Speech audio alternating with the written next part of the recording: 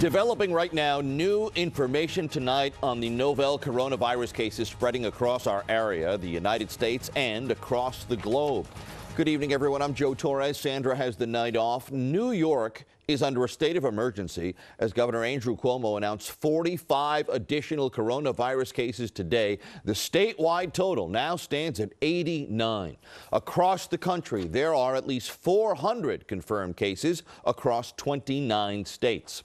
We learned tonight two people who attended the American-Israel Public Affairs Committee conference in Washington earlier this week tested positive for the coronavirus. The cases in two people from New York are the first linked to the nation's capital.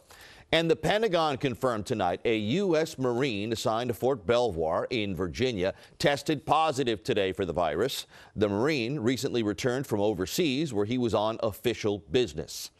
This right here is a look at the interactive map from Johns Hopkins University, and it shows the spread of the coronavirus cases in real time across the globe. Eyewitness News reporter Naveen Dhaliwal joins us from the Upper West Side. Naveen? Yeah, Joe, shortly after Governor Cuomo's briefing just today, an additional 13 cases of the coronavirus were confirmed, making that total to 90, and officials say 70 of those are in Westchester County. The number of confirmed COVID-19 cases in New York and New Jersey rising, at times by the hour. Respect the voluntary quarantine. The governor declaring a state of emergency tonight, asking for more money and more resources. The nursing homes are the most problematic setting for us with this disease. So we are hyper cautious about nursing homes, assisted living facilities. New tonight, City Hall reports 7 new cases in New York City. The wife and 11-year-old daughter of a man on the Upper West Side. He already tested positive, but now they are in mandatory quarantine.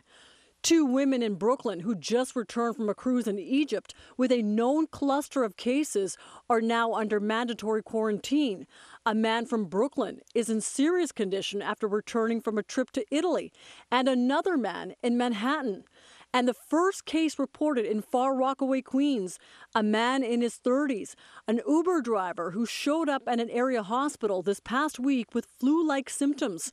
Officials are now trying to find out who he was exposed to. We have now been testing around the clock. New Jersey reports at least 4 positive cases. The latest, a man in his 50s at Englewood Hospital in Bergen County. That as more information is coming out about COVID-19. Disease experts now say the virus can only transmit when bodily fluids, a sneeze, a cough, or spit, is transferred from an infected person to a non-infected person.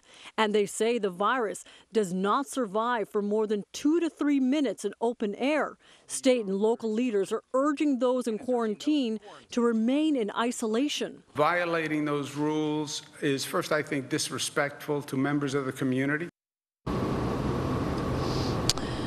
And New York is the first state to do its own testing, but those test results can take 5 hours to return. So now Governor Cuomo asking the feds for approval to do automatic robotic testing for faster results and to better protect the public.